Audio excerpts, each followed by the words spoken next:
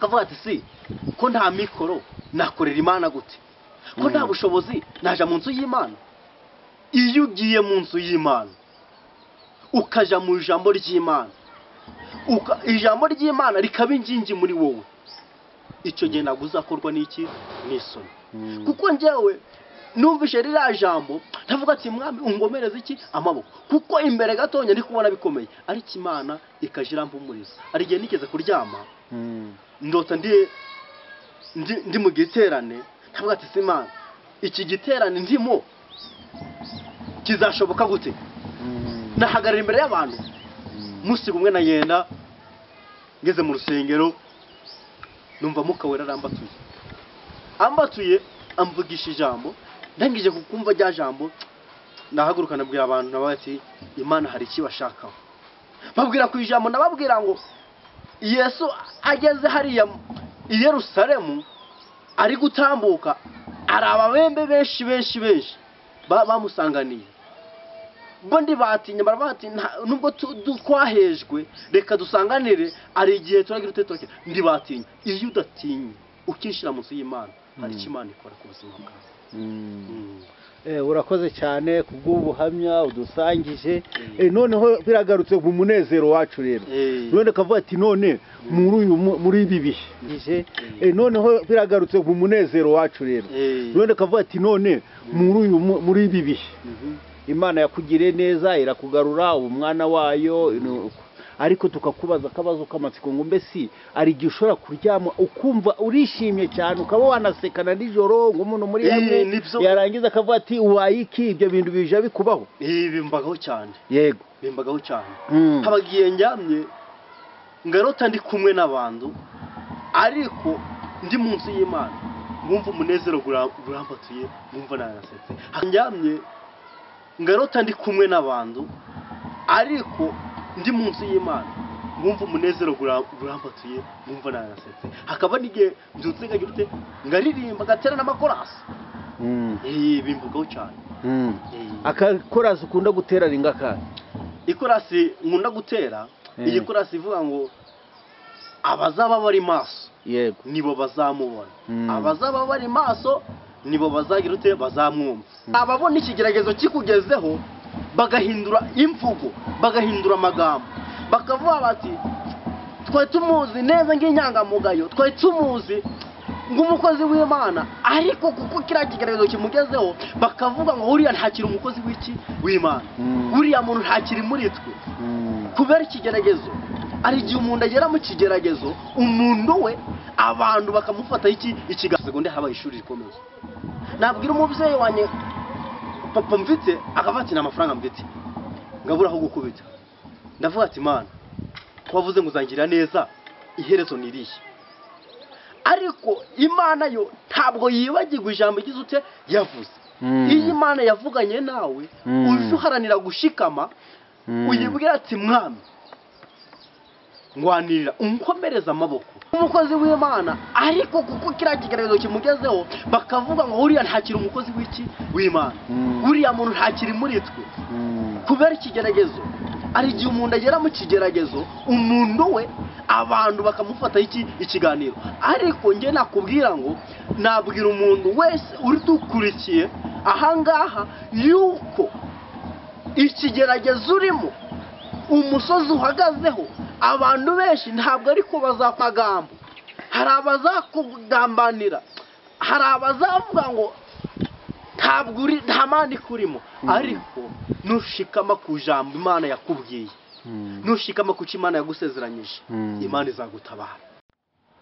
Bantu mwamudukurikiye kuri Gitangaza NTV, amahoro y'Imana bane namwe, mumve ko tubasuhuje tubikuye ku mutima, tutabakunda uyu munsi. Ndago twaba turahangaha turi hamwe n'umukozi w'Imana, umuhanuzi w'Imana, umwana w'Imana. Uyu munsi rero niho twiyaza hano kuri kamera za Gitangaza NTV. Turamwakire, muramubona yambaye neza. Karibu umukozi w'Imana, utangire wibwira abantu baba badukurikiye hano kuri Gitangaza NTV. Murakoze, nigizwe n'Imana Felician, umukozi w'Imana ukorera muri FCR Butaka. Yes, urakoze cyane, ndi kubona wambaye neza nk'umukozi w'Imana, nk'umuhanuzi w'Imana. Ni karibu rero, ni hano kuri Gitangaza NTV, watubwira imigani imigambi ku jambo ry'Imana, ukunda ubona ibyo muri iyi minsi ko bimeze mu buzima busanzwe n'ubuzima bw'itorero, ukabisanisha ukatubwira ngo mbese muri iyi minsi ng'umuntu umukozi w'Imana urabibona ute? Reba wambaye na neza, mbese kubi mu minsi ya kera wanambaraga neza gutya? Mu minsi ya kera nibyo ubuzima bwabaye hatari, ariko kubw'ijambo ry'Imana ari aho twavuye ari naho tugeze bitewe n'ijambo ry'Imana. Yego. Niyo mpamvu wambara neza mbese. Hari icyo Imana yakoze. Hari icyo Imana yakoze? Hari icyo Imana yakoze. Kuko mu buzima busanzwe umuntu anyura mu ishuri, ariko Imana yamutabara amateka agahinduka. Yego. Yo amateka noneho ke abariho n'abandi Imana idatabara, amateka agakomeza kuba amateka mu buzima busanzwe. Ubundi no kuvuga ngo aho umuntu abari niho hamwita izina. Aho umuntu ari niho hamwita izina. Kandi iyo yegereje Imana, kuko ijambo ry'Imana riratubwira ngo munshaka n'umwete muzambona. Rero iyo wegeye Uwiteka Imana, Imana nayo irakwegera. Mu buzima busanzwe hari ishuri unyuramo, n'uwari we wese akavuga ngo araha Imana yagukuye, natwe twakwiyoboka. Yego. Urakoze cyane, burya noneho gukorera Imana harimo ibyinshi by'umunezero, mbese harimo byinshi by'umunezero. Yego. Mbese buriya gukorera Imana nta gihombo. Rwose kariho abantu bavugaga ngo gukorera, ngo abantu bakorera Imana ahubwo bakaruha, ngo n'utwo bari bafite bakatukanyagwa, biba bimeze biti? Abo nk'abo baba bafite ukundi bizeye, ariko iyo ukoreye Imana ntacu ubura. Ntacu ubura iyo ukoreye Imana. Yego. Hari ikintu kimwe ijambo ry'Imana ritubwira ngo hari igihe Dawidi yari ari mu gihugu cy'Isikuraji, ngo ari kumwe n'ingabo ze, ngo bageze mu mudugudu, ngo basanga ibintu byabo byanyazwe. Birumvikana yuko wakorera Imana ukanyarwa, ariko iyo ubwiye Imana, Imana inyagura bya bindi wagize ute wanyazwe. Yego. Mbese buriya nda muntu ukorera Imana ukena se? Birashoboka yuko wakorera Imana ugakena, ariko iyo ubibayemo neza ugashikama ntucike intege mu rugendo, amaherezo ugira ubuzima bwiza. None yo ubonye muri rusange ukabona harimo abantu bamaze igihe kirekire mu rusengero, ugasanga ahubwo bacitse intege, ugasanga bakasanga bari kugaruka ati wapi gukorera Imana ntibyemewe. Burya abo bantu burya baba basenga iby'Imana by'ukuri, ndari iby'Imana by'ukuri. Ijambo ry'Imana ratubwira ngo nusenga Uwiteka Imana ntukamubangikanye n'ibindi. Bigaragara yuko nshobora kuja mu rusengero rimwe, ngaja mu rusengero kabiri, Imana ikambwira, yamara kumbwira ngewe ntingurikize ngo nyihanga amaso, akagira ibindi bintu girute mbanga amaso. Arega burya bya bintu Imana imbwiye, iyo ntayihanze amaso, amasezerano gagira ute garatinda. Ariko iyo gatinze uri mu kwizera ugakomeza ugashikama, amaherezo Uwiteka Imana akugarukaho, ukabona ibyo yakubwiye, ukagira ubuzima bwiza. Yego. Urakoze cyane umukozi w'Imana. Rero ari akantu kabazo tubakunda kubaza abantu abakozi b'Imana k'amatsiko, ngo muri iyi minsi turguhangana n'ikibazo c'ububyutse. Abantu ko hariho abantu basengaga ukabona ni abakozi b'Imana, ukabona ngo ni bababwiriza butumwa, uyu munsi bakaba barabivuyemo, bakaba ari babandi usanga mu kabari, akaba ari babandi usanga mu maroji. Byaba bimeze bite? Ni ukuvuga ngo abo ngabo basengaga badafite, bakavuga ati si ko nta mikoro nakorera Imana gute, ko nta bushobozi naja mu nzu y'Imana.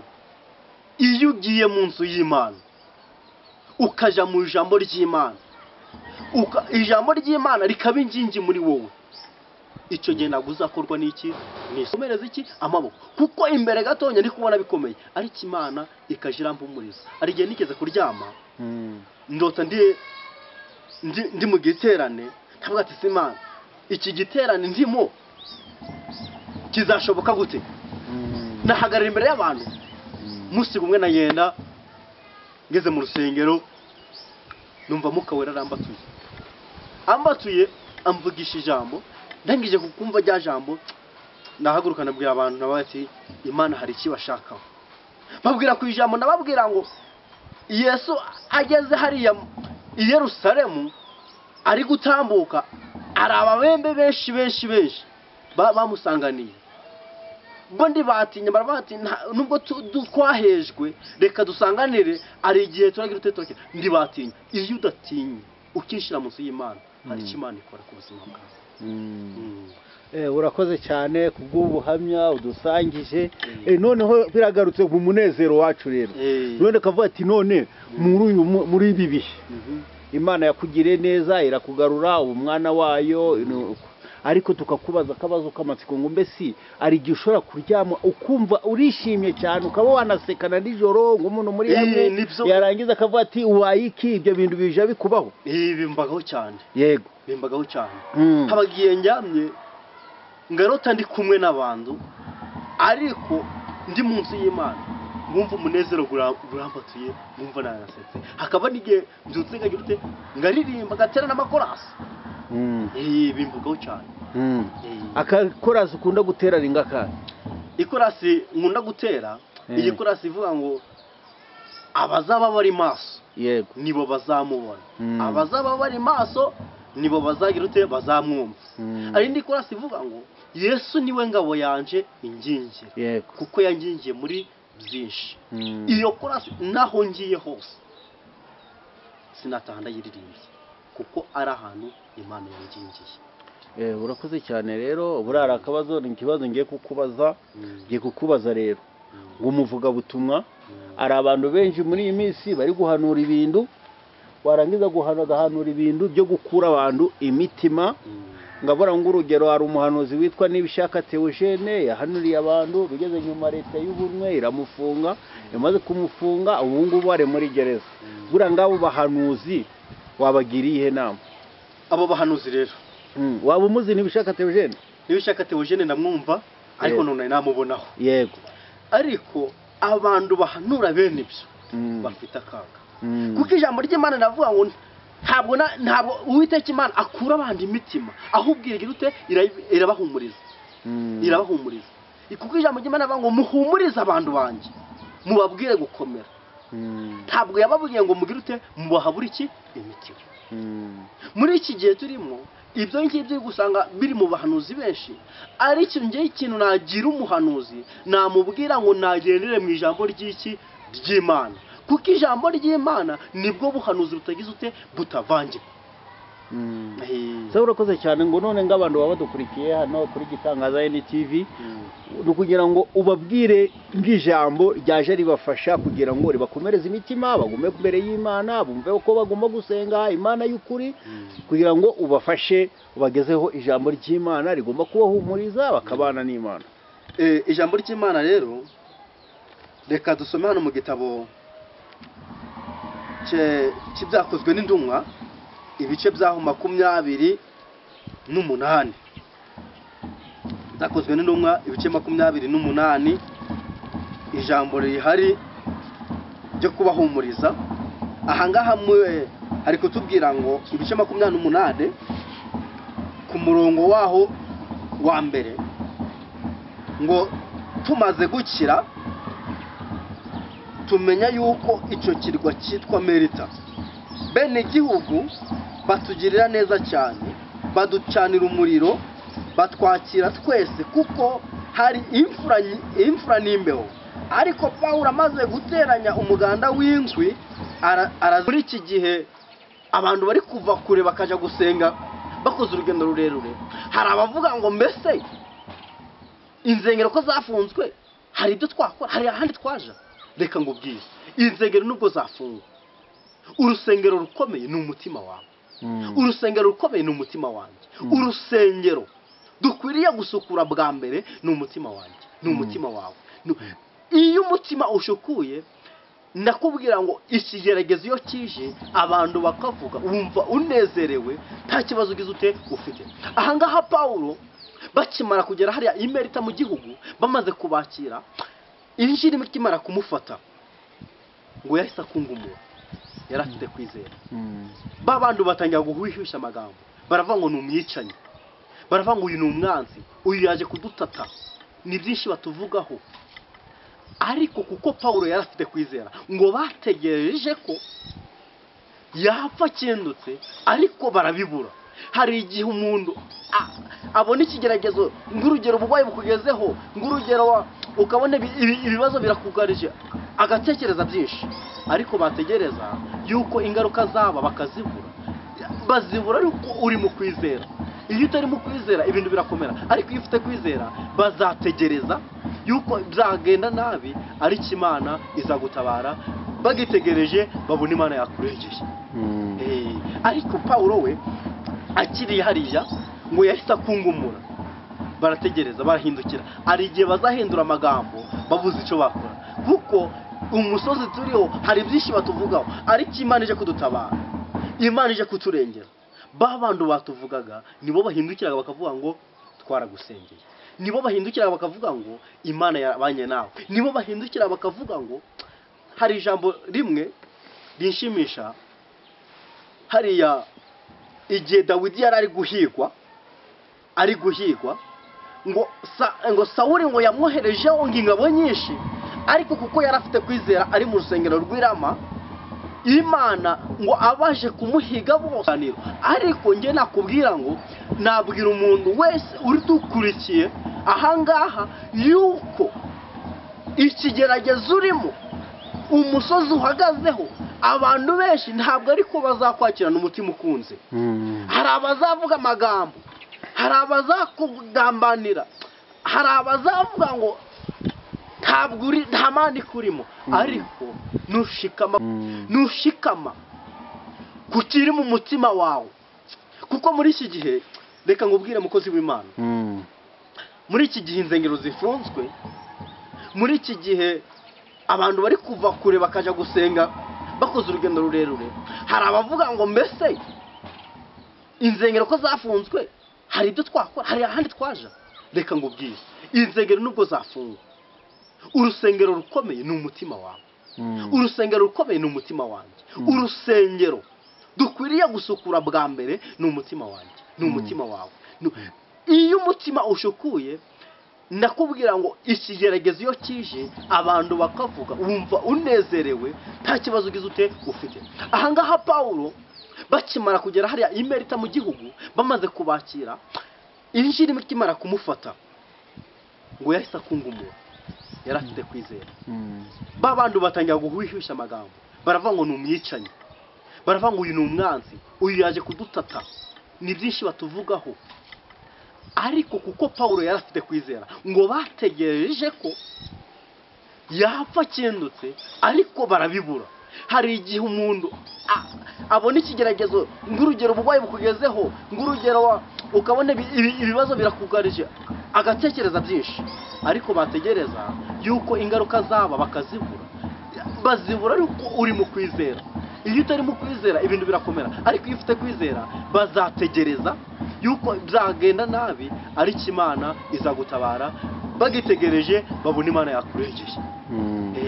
Ariko Pawulo we akiri hariya ngo yahise akungumura, barategereza, barahindukira. Ari igihe bazahindura amagambo babuze icyo bakora, kuko umusozi turiho hari byinshi batuvugaho, ariko Imana ije kudutabara, Imana ije kuturengera. Ba bantu batuvugaga nibo bahindukiraga bakavuga ngo twaragusengeye, nibo bahindukiraga bakavuga ngo Imana yabanye nawe, nibo bahindukira bakavuga ngo. Hari ijambo rimwe rinshimisha hariya, igihe Dawidi yari ari guhigwa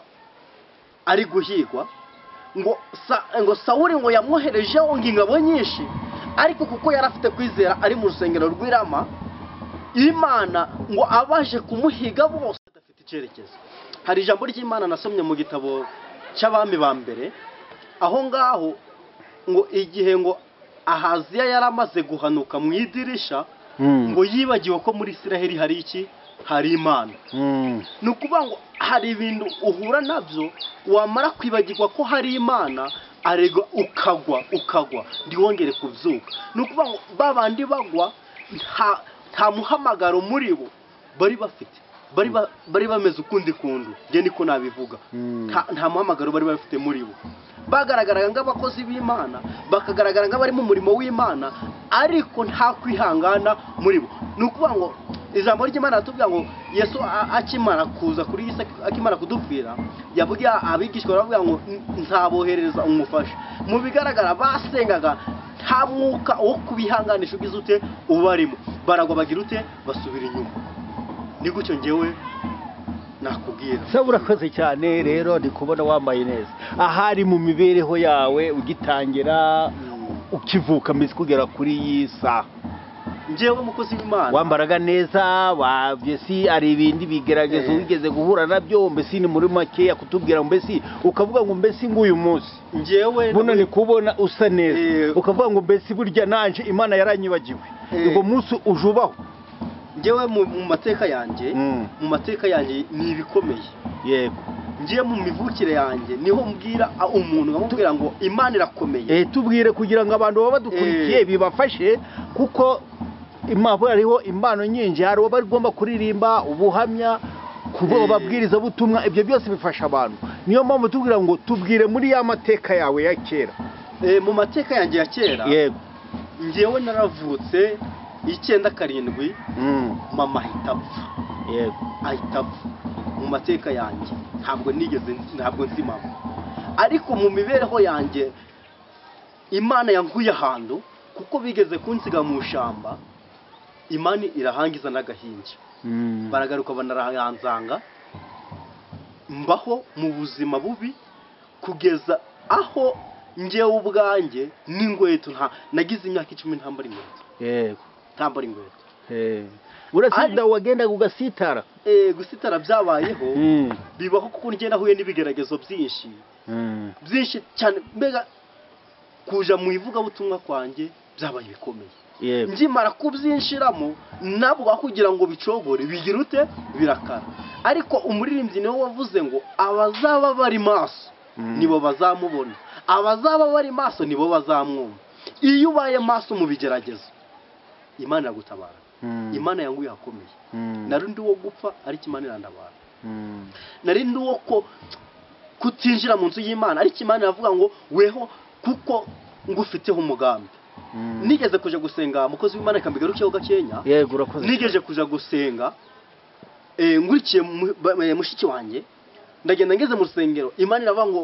mwana wanjye ugiye kukugira neza ndafati Imana irangirira neza gute ndi kuja kwishuri ngabura amafaranga yo kurya ndi kubura ayo nari ngiye kugera mu wa gatatu segonderi ubwo natarutse byinshi ariko nukuba ngeze mu wa gatatu segonderi haba ishuri rikomeye nabwira umubyeyi wanye papa mvite akavati na amafaranga mvite ngabura aho gukubita ndavuga ati Imana kwavuze ngo uzangira neza iherezo niriye ariko Imana yo ntabwo yibagirwa ijambo igize ute yavuze iyi Imana yavuganye nawe ujuharanira gushikama uyibwira ati mwami ngwanirira unkomereza amaboko kuko uru rugendo rugize ute rurakomeye ngaho nahuye n'urugamba pura n'urugamba rukomeye urugamba rw'amagambo abantu benshi muri kigeni ngo bahura nabo bagacika indege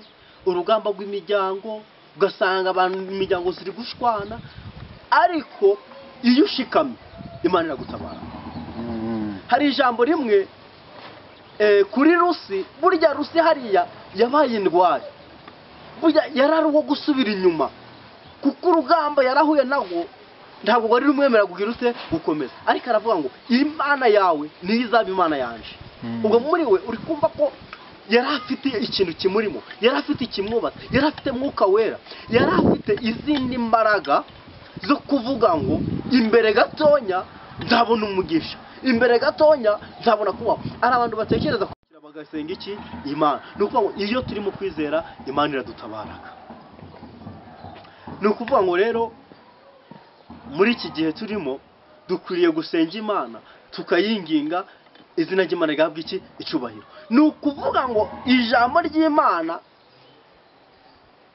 Yesu ageze hariya kwa rirariba yari riryamyeho umuntu yaramubajije ngo mbese ushaka gukira ariko koko uriya muntu yarashaka gukira kuko ngo yarahamaze igihe kirekire, yarabaye ku musozi igihe kirekire, ariko kuko Yesu yari afite ubushobozi n'imbaraga, aramubaza ngo urashaka gukira, aramubwira ngo nabuze umuntu wanshugunya mu kidendezi, iyo ngije kwijugunyamo, iyo ngije kwitereramo undi antangamo kuko nda bushobozi. Ni ukuvuga ngo uriya muntu Yesu yari yamaze kumureba mu mutima yuko afite kwizera. Iyo ufite kwizera ibigeragezo byakuzaho byose Imana irakurengeraga. Iyo ufite kwizera intambara wahura nazo zose Imana iragutabara. Yesu aramubwira ngo ko kwizera kwawe ikorera uburiri bwawe ugenda. Pawulo ari hariya kuko kwizera yarafite, babona ntapfuye, barahindukira ati ni Imana.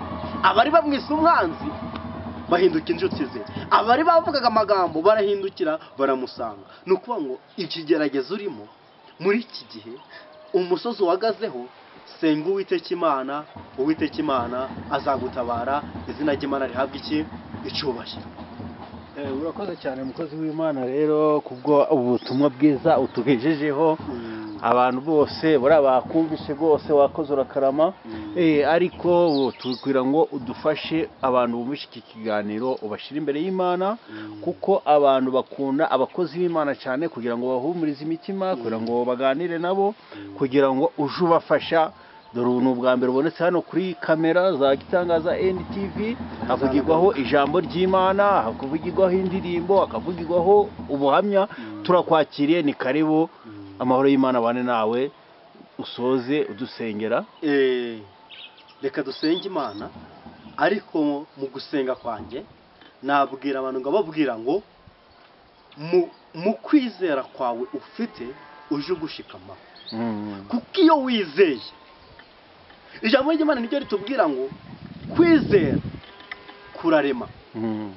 Aho waba uri hose, ibyo waba urimo byose, ibigeragezo waba uri, umusozi waba urimo, kwizera kurarema.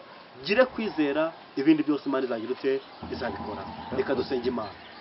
Mana mu izina rya Yesu, uri Uwiteka, ntabwo uhinduka, uko wari uri mbere na n'isaha ni kuri. Uwiteka uje gusanga Mose, waramubwiye ngo nitwe Uwiteka, niryo zina ryanje.